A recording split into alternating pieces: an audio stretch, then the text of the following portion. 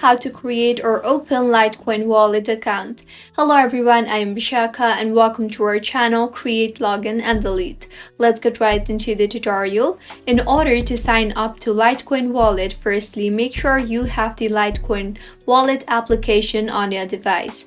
If not, you can easily download the application from your App Store or your Play Store. Simply search for LiteCoin wallet and download the application. Once downloaded, launch the application. Now, if you already have an account, tap on the login with Facebook or login with Google or sign in with Apple or login with mobile number option. And if you do not have an account, then tap on sign up or login via email on the bottom of your screen. And now tap on the sign up option you see on the top.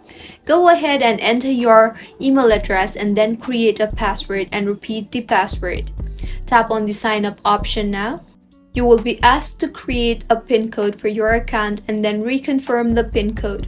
In the interface that you will now be led to, go ahead and enter your name and also select both the checkboxes you see there and now tap on the sign up option. With this, you have been signed up to LiteCoin. Now you can go ahead and transfer and receive funds directly between individuals or any kind of business. If you find this tutorial helpful, do subscribe to our channel.